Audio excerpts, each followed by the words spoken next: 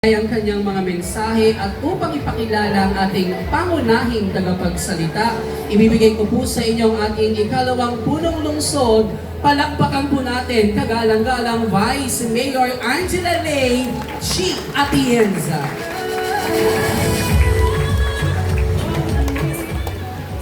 Magandang umaga sa inyo lahat. Masaya ba kayo ngayong umaga? Alam niyo, sa totoo lang, may pagka-miracle worker talagang ating alkalde dahil sinabi niya sa akin, dapat 6 months gagawin ito. Ngunit 5 months pa lang at i-inaugurate na natin. Kaya palakpakan po natin ang ating napakagaling na si Yormisco Moreno Damagoso. At syempre, isama natin ang ating napakasipag na MHDOIC Doktora Direk Grace Padilla. Hindi na rin natutulog yan kasama namin. Pero maganda pa rin. Engineer Andres, ang head ng DPW na siyang gumawa ng paraan para mapabilis ang construction nito. Palakpakan din natin. Dr. Gladys Desiderio, Dr. Maria Paz Corrales, Miss Yvonne Fernandez, lahat ng barangay chairman yan nandito. Palakpakan nyo yung mga sarili. And of course, ang ating mga konsahala narito ngayon.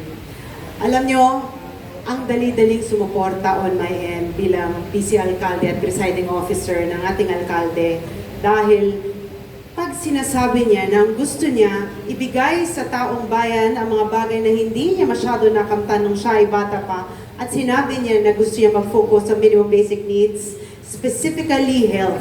Marami sa mga ordinansang pinukpok namin together with the City Council ay nakaangkla dito. And with that, alam ko kahit pa paano, masarap sa aking puso, nakasama ako sa legasiya na binubuo ng ating alkalde. Alam niyo, nandito ako para ipakilala sa inyo. Alam ko, isang tao na kilalang kilala niyo na. Pero if there's anything that I would like to share with you, yung mga bagay na narinig ko at nakita ko sa kanyang likuran, nakita ko ang kanyang puso. At nakita ko na gusto talaga niyang paginhawahin ang buhay ninyo. In fact, sinabi nga niya, out of the 44 health centers that are existing in our city, marami dun patay na. Pero, balang araw, bubuhayin din niya. Kaya, ibibigay ko na po ang mikropono sa regalo sa atin ng Panginoon, our very own Yorme Isko Moreno Damagoso.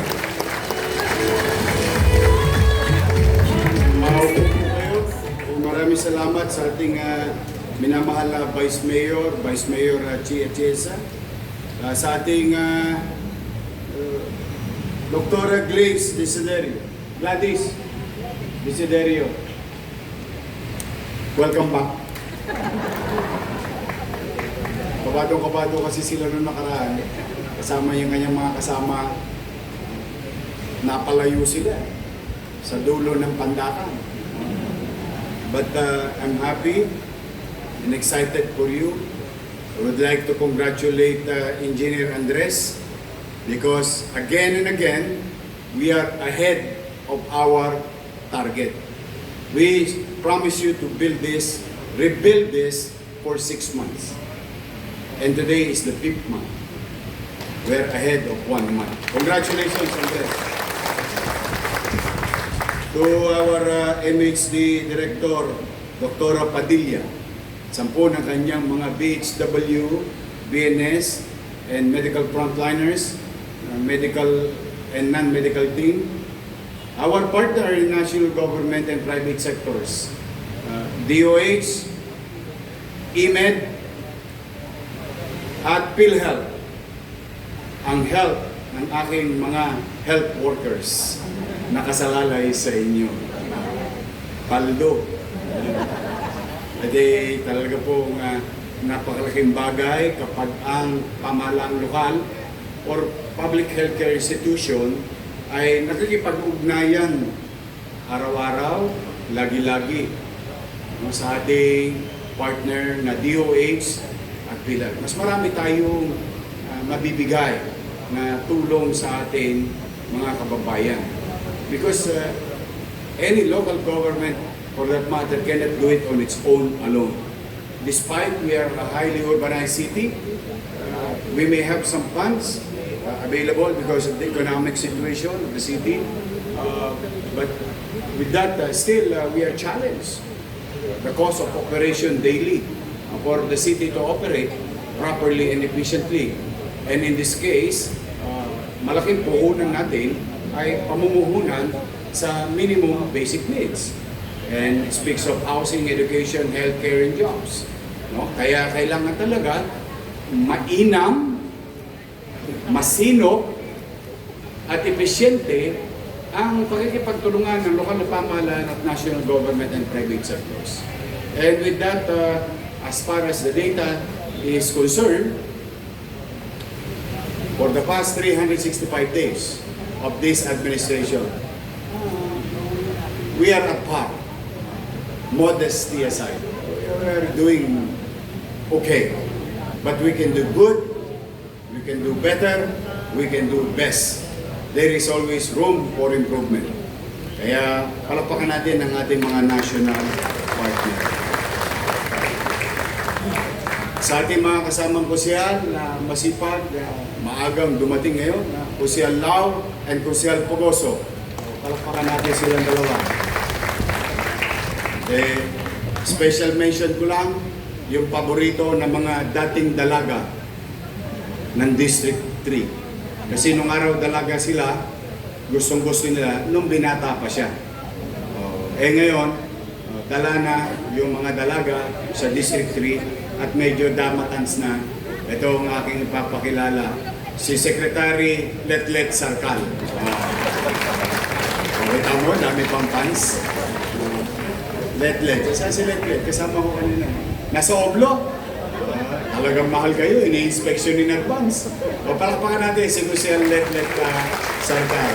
Na, ayun no? Oh my God. Hi, fans. Ayan, dati maraming may crush yan. Yung mga dalaga sa District 3. Ngayon, yung anak niya na pinagkakaguluhan na si Tol Sarkal. But I'm really happy for each and every one of you, to our barangay officials, Chairman, Secretary, Treasurer, Tanod, XO, at mga kagawad na narito, masaya ko para sa inyo. Sabi, bakit?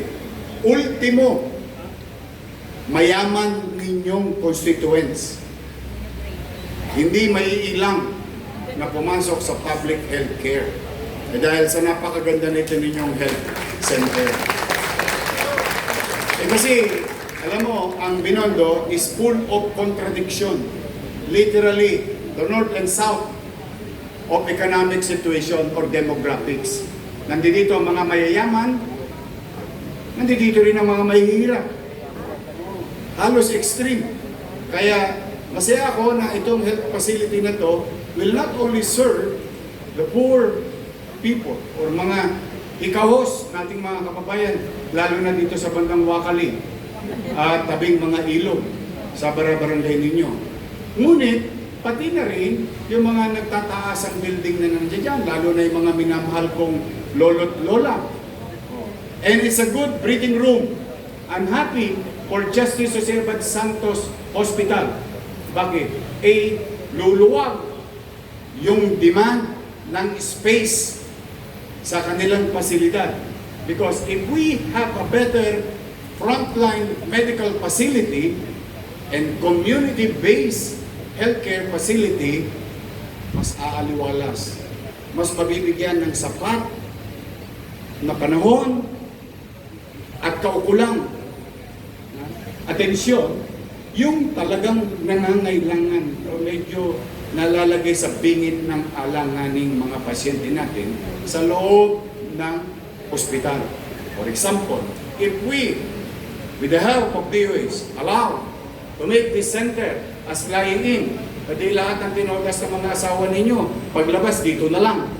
Mas maayos. 9 months thereafter, you need not go to Justice Jose Bad Santos at sama-sama kayo nung nakapila. Nyumanyangga kung kailan kayo sasalang. But with this kind of space, health facility, better facility, just imagine with the capabilities of our medical frontliners in our health centers, our midwife, our doctors. Kaya napakalaking bagay na ang lokal na pamahalaan, pinalalakas niya ang kanyang health center. Para na sa ganoon, nakapokus na lang yung ating malalaking gusali para sa medical facility. Ang lola ko, hindi na kailangan tumira ng metformin, losartan at pumila sa OPD ng ating ospital. Dito na lamang, with the capabilities of our medical professionals, pwede na. Di ba? Lahat ng kasi kaya kayo nagkasakit sa diabetes.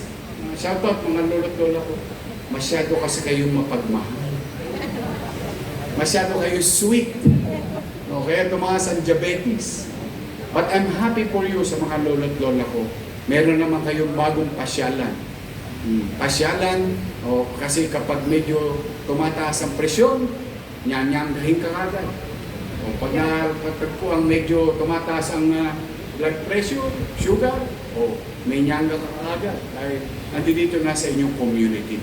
Hindi na kayo kailangan ma-expose, especially nowadays.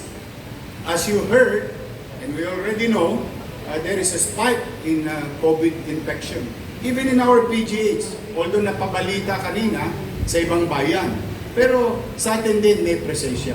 And the good thing about this, and sa data ng PGH, and sa data natin, medyo we are in a good situation. Pero these are the things that we don't, hindi natin ikinikipit balikan. Dahil alam na natin, nangyari ng pandemya, tama na, mahirap magpakain ng 700,000 families. Mahirap bumili ng tocilizumab, molnupiravir, remdesivir. Napakahirap ng bakuna. Ako lalo na ayaw ko na babakunahan ako dahil isa lang po sa tatlong ayaw na ayaw ko. Height, multo, at saka injection. Yun, yung tatlong bagay na yun na ayaw ko talaga. But be that as it may, rest assured to the people of Manila and to the barangay officials here, nagkagayak naman ang inyong Manila Health Department.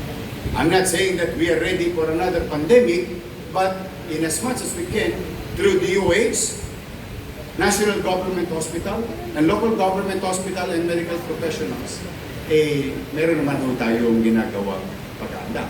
Kaya kayo magsisipag-ingat, lalo na yung aking mga minamahal na lolo't lola, baka hindi kayo umabot sa katapusan. Kasi may payout sa katapusan. Lubi-lubi na naman muli.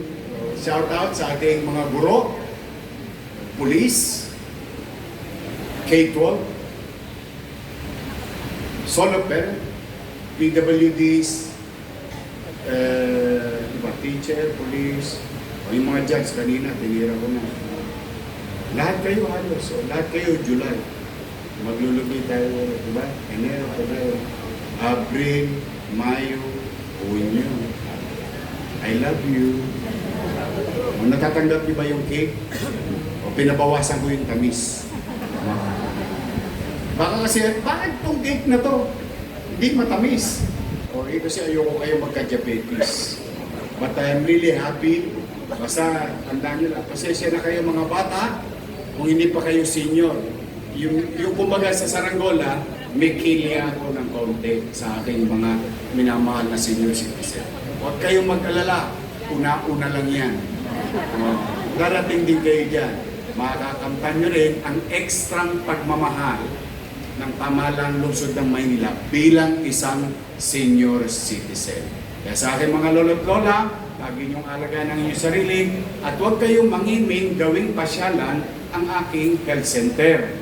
Kasi mas mabuti na naagapan ng lahat, mas mabuti na kapag may nararamdaman kayong kaunti, ay pa-check up kayo kagad. Kasi gusto ko, umaba ang buhay ninyo. Ngayon man lamang, magkaroon kayo ng pamahalaan sa tinagal-tagal na pamumuhay niyo sa lungsod ng Maynila, ay makaramdam kayo na parang special ang love sa amin ng pamahalang lungsod. And that's what we wanted to achieve sa aking mga minamahal na lolo at lola. So sa aking mga senior, I love you. Okay, sa inyo naman lahat dito, sa mga barangay, no? Gamitin po ninyo ito. At pasabi ninyo sa mga nagtataas ang building na yan, na nasasakupan ninyo, na kung sakali sila yung mga ngailangan, ay dito sila tumungo sa ating mga health center. Ito po'y isa lang sa marami. Opo, marami po yan. Maraming babaguhin, gigibain, itatayo ng bago, iaayos at lalagyan ng ekwipo. Masaya ako para sa mga nagtiyaga na inilayo ko pansamantala sa comfort level nila. But now they're back. Magugulat kayo. Yung pintuan ninyo sa banyo pag binuksan, hindi nasasama. At cross finger ako, mawawala na yung mala-resort ninyong sitwasyon kapag umuulan. Dito po, sigurado ako na flood control itong San Nicolas Health Center. At magugulat kayo, hindi lamang bagong pintura, bagong palitada, bagong pagsasaayos, pati mga gamit pang opisina ninyo. Maayos-ayos na. May mga gamit din kayo pang medical. I'm happy and excited for you. Why? Any person across workplace, whether sa pribado, sa nasyonal, sa lokal, institution, kapag maaliwalas ang workplace, kapag mas maayos ang workplace, mas mataas ang efficiency level ng isang individual. Yan ang pinangarap ko para sa bawat isa. In fact, hindi tayo titigil sa mga maliliit na ito. Meron din tayong katamtamang mga malalaki at may pinakamalaki pa tayong gagawin. Tiyak yun. The biggest workplace of the city government as a whole, ang kalahatan in the coming months. Inaayos na po natin, sinisinop natin. Paano maging epesyente bawat palapag, bawat ahensya. At yung pagiging epesyente ng pagsasaayos ay siya rin ginhawa sa mga dadakong taxpayer, sa mga dadakong mga ngailangan. Na kung saan, hindi na sila magpapanik-panaog kung saan man. Iisipin natin mabuti na ang isang partikular na pangangailangan ay may kaakibat pang isang ahensya na kanyang pupuntahan. At pipilitin natin yun yung magkakaduktong or what you call the ecosystem of a particular service that we're going to provide for our people who will go to that particular building. Soon, i-announce ko po yan sa inyo. But for the meantime, we've been reclaiming, repairing, rebuilding our medical facilities in the front line, in the community base. So this is one of many to come because there is many to fix. Marami pang marahil sa chat group ninyo, sana kami next. Kasi totoo naman po ang itsura ng iba nating medyo karimari-maring. Di ba? Talaga naman, papasok ka pa lang, nakukonsume ka na. But again and again, maswerte kayo MHD. Kasi spoiled kayo sa resources. Dahil doon talaga nakatuon ang malaking portion ng limited resources natin to address the healthcare of our people in the city of Manila. So today, excited ako para sa inyo. Silipin na natin ito. And I would like to congratulate each and everyone. Thank you for your patience. But at least, matangos ang ilong kong makapaglalakad sa bawat isa sa inyo at makita tayo sa intersection, Calzada, Boulevard o Highway, that we went beyond what is being required from us. 6 months became 5 months. Then, you be the judge of a new facility like this. Now, lahat ng ito, isa lang ang request ko. Wala, uulitin ko pero lagi. Can you smile? Kapag kaharap ninyo ang ating mga pasyente. Yun lang. Wala na akong ihilagin. Alam mo, ang isang may gout o rayuma o kumikirot ang bulok na ipin na para bang inahampas mo ang ulo mo sa pader, sa kirot. Habang may sakit, walang mauunawa ang katwiran. Tandaan nyo yan, kahit kayo lumagay sa katayuan mo. But, when you are confronted, visited, or any client for that matter, mahirap o mayaman o middle class, kapag ang mga medical practitioner natin and non-medical practitioner in a healthcare facility, kapag kaharap pa lang sila, tas nakita na yung gilagid ninyo. Ha? Lahat ng mapuputi ninyong ipin, para bang gumagaling na agad sila. I know the feeling. Maniwala kayo. I go and went to public hospital like Jose Reyes at the time and San Lazaro pag nagtatahi ka. Doon ka dinadala. Ang laki ng hiringgilya nung araw. Ang hiringgilya nung araw is stainless. Inabot ko pa yun.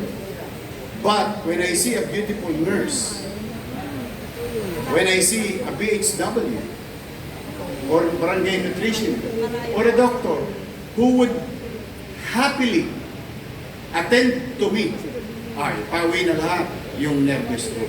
Tapos habang ini-injection ng nakangiti sa'yo, nawawala ang takot mo.